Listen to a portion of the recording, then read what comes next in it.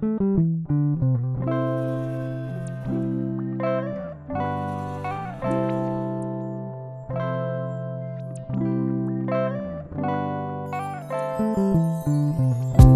this guy doing? They didn't want it. Okay, so I'm here with Cheska Joy, and what Cheska does is, well, why don't you tell me what you do? Okay. Hi. I'm an artist based in the UK, based in Leeds, which is north of England. And I'm an actress, writer, producer, and I actively work to use the arts for social change. So I work a lot with disadvantaged people, whether that be recovering addicts, young adults in care, but I mainly work in the prison system.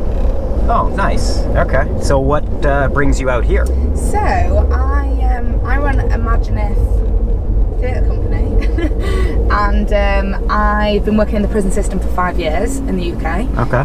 Using arts to make a difference, and I applied for a grant through the Arts Council, through the British Council, to come out to California and like kind of on a research trip, because the state of California seems to be doing things a lot better than we are in the UK.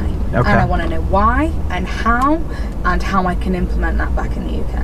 Okay. So you're visiting prisons out here then? Yes, Okay. I've been in a lot of prisons already. I've been in Salinas Valley, Valley State, Folsom, Dual Vocational Institution, California Medical Facility, Solana Prison. I'm missing a few off because there's been that many. Yeah. But yeah, so I've been going in this week with a great company called Red Ladder, and they're based in San Jose. And they've been doing arts and corrections for about 25 years. So I've been going in, shadowing their workshops, and kind of just getting a feel of the system out here, how people are incarcerated, how it affects them, what their routine is, and how working with a theatre company makes a difference to their lives, and in effect the community of California when they're released as well. So you get involved with these people while they're incarcerated? Yeah, so in the UK I mainly work with men and women prisoners, mainly when they're going to be released. I'm more interested in making an active change before they come out. Okay. But out here a lot of the guys, your laws are very different, so a lot of the women and men I've been working with are in for life, which is quite interesting for me to see how they're trying to use the arts to better their time, because that's their life.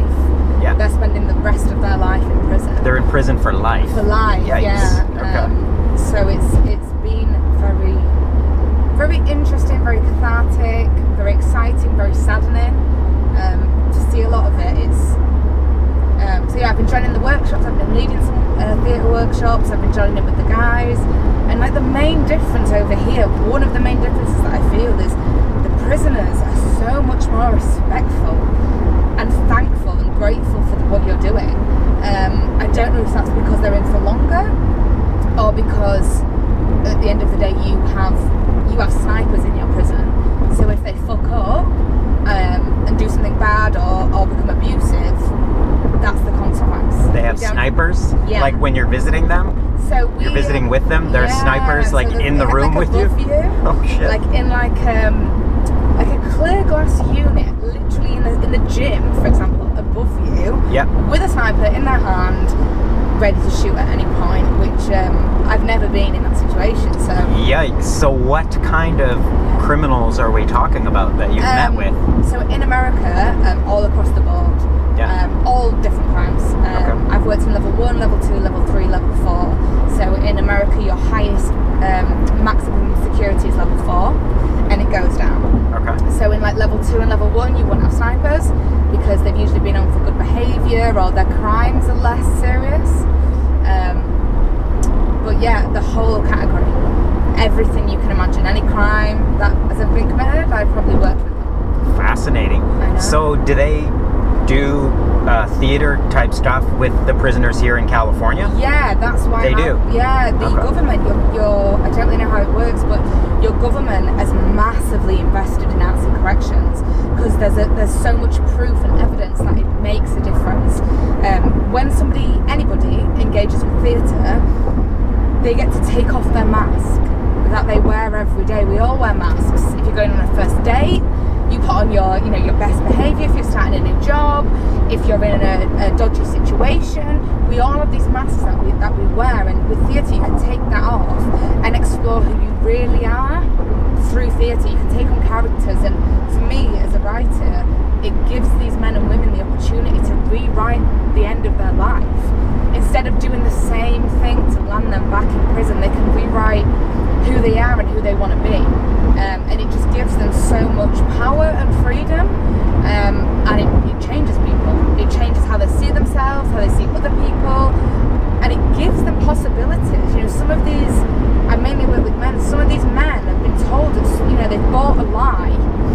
They've been told a lie at such a young age that all you're ever going to amount to is a thug, or a criminal, or a hood rat, or a thief, or whatever it is. And they literally, their imagination is so closed that they cannot imagine being a better person, or having, you know, working a really good job, or having their own company, or doing something good in the world. And we use theatre to give them that chance, because at the end of the day, they're getting, you know, especially in the UK, they're getting out. They're going to be on the bus next to me, they're going to be in the bars, they're going to be in the nightclubs. I'd rather my mum's house didn't get burgled, or my friend didn't get raped, or my other friend didn't get beaten up by a boyfriend. I'd rather get to the root of the problem. There's so many organisations out there for victims of abuse or victims of crime, which is amazing, but the scars are already there, the damage is already done. I want to get to the root and make a difference there.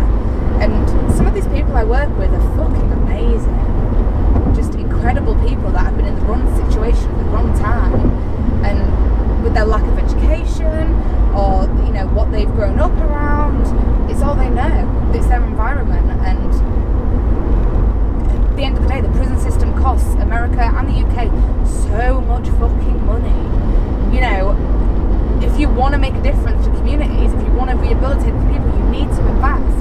And that's what they're doing here in California. So I want to know how they're doing it, why they're doing it, because in the UK they don't value the arts as much as they should. Even though there's all this proof, and, you know, I run courses, intensive courses, and I see the men get out, and I see them for the first time in their lives getting a job from us, instilling that confidence and those skills in them. And I think, well, if we're fucking doing it, like, how are they doing it in America? How can we make it better in the UK? So yeah, that is why I'm here. So what kind of stuff specifically do you do with them? Do they act with you? Yeah, so... Do you participate with them, or do they participate with each other, or how does that work? Everything. So there's lots, the company I've been working with, Red Ladder, they're an improvisational theatre company. Right. So they work a lot on using your imagination. Yeah. And accepting... Improv. Yeah, improv, yeah. So they do a lot, and it's like a role play for life. So instead of having, it's psychologically proven, when you've done something the same time repeatedly, your brain kind of shuts off and doesn't give you other possibilities to react or how to be in a situation. With improv, there's no right or wrong. So the prisoners and the workshop leaders and the actors that we work with, we create a whole different kind of scenario, and they all solve that problem in a different way. So it's giving them the tools to react differently and to take a step back, or to find a different way to solve a problem. Interesting. The Red Ladder Theatre Company, they do a show at the end of their time, at the end of the 12-week programme. Yeah.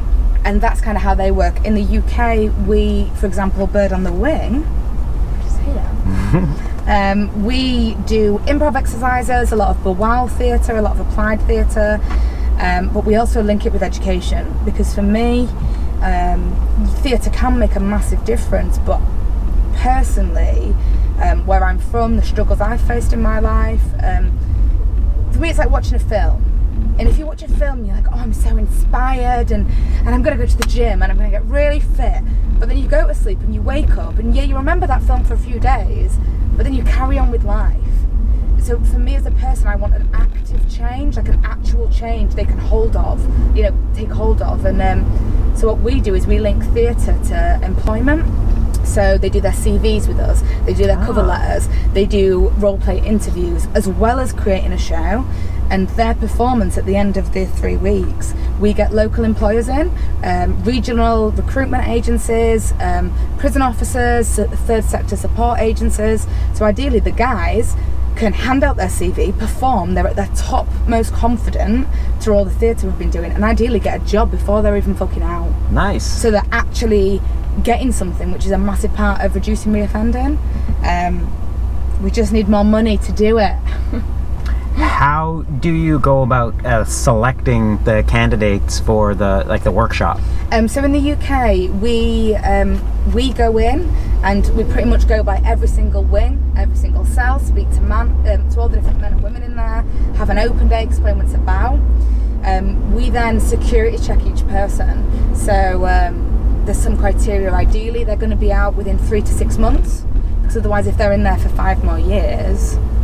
Right, so you get them more towards the end of their stay. We want to get them then. Yeah, okay. And obviously on their behaviour, you know, if they're currently still addicted to drugs, ideally they need to be dealing with their drug addiction before they come on our theatre course. Yeah. And they ideally really want to change, so we'll vet them through the prison, we'll speak to the prison officers, see how they've been behaving, speak to them on one-to-one, they'll have to apply for the course, and then we send an invite. We don't have anybody court ordered to work with us.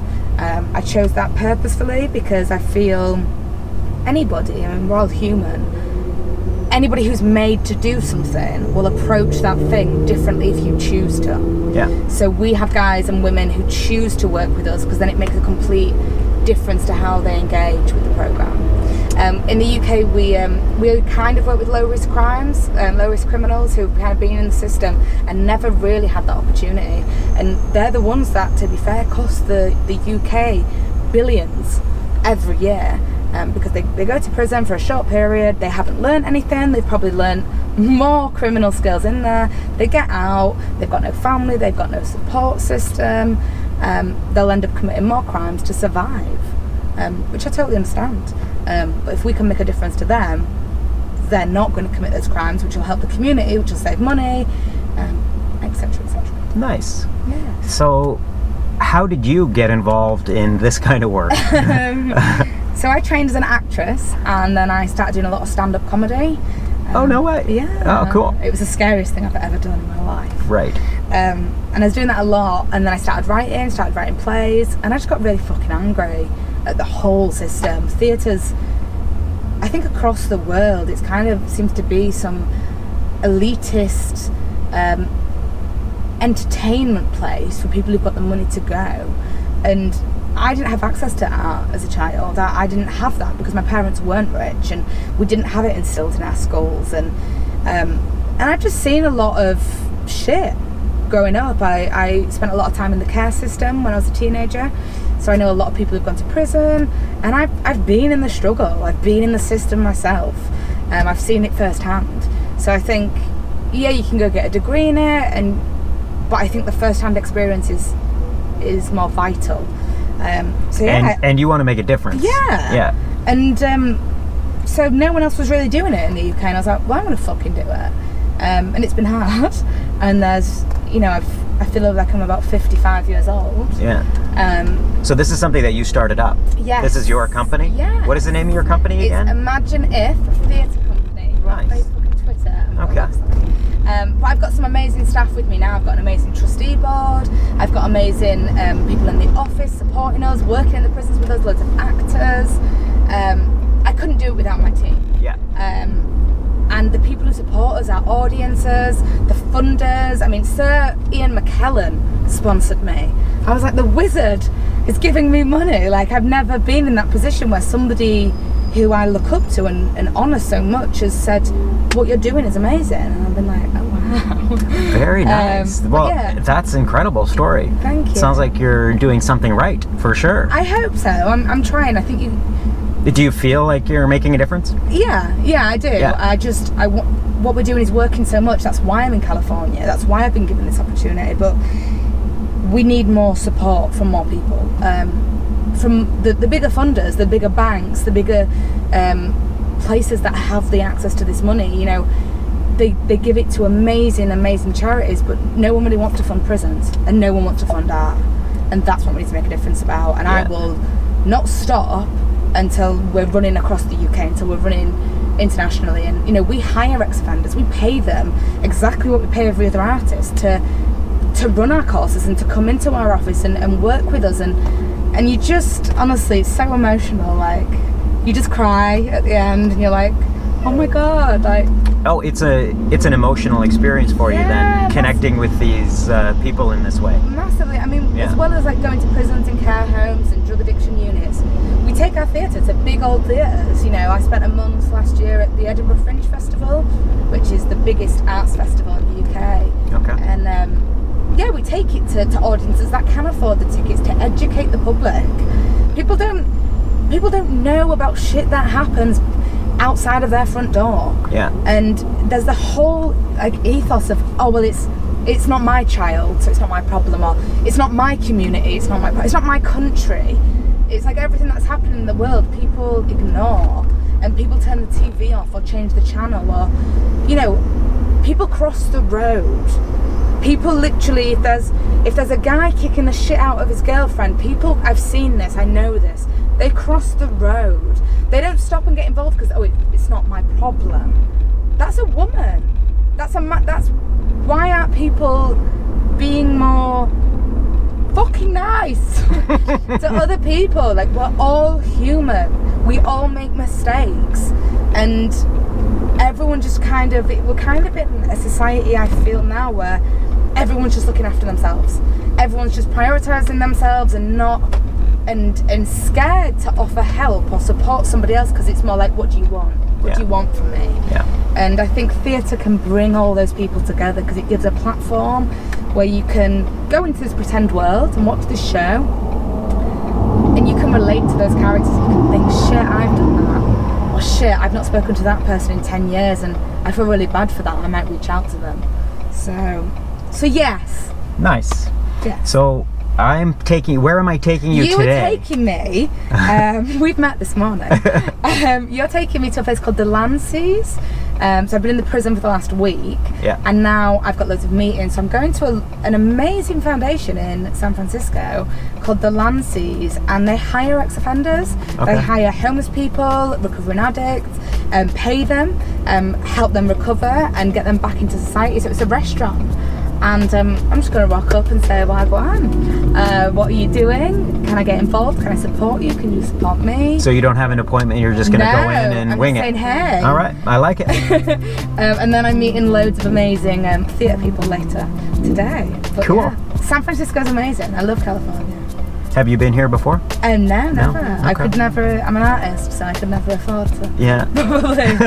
But yeah, it's definitely not cheap here. No, that's a big thing I found. I was in San Jose last week, and the money out here is just mind-blowing how much money people have, and it's just incredible. And how much things cost. And I don't understand, you know, what some people earn in a week over here, I barely earn in a month. And that's not big up corporate people, that's people on my level. Yeah. But everyone's nice. But I don't know if that's because they're so rich, they're just happy. No, I think everybody here is happy. There's just good vibes going on out here. Everybody works hard. They're passionate about what they do. They're creative. Yeah. It's just a different environment out here in California and San Francisco. Vouch and back it, because everyone has been amazing to me. We're here. We are here. Thank you so much. All right, you're very welcome. Anytime. Cheers.